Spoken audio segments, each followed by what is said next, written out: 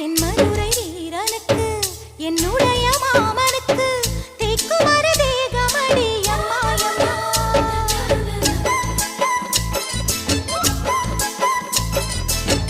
மாமன் பெற்ற பெண்ணுனக்கு மையெழுதும் கண் எதுக்கு என்னை வந்து கொல்லுதடி எம்மாயம்மா.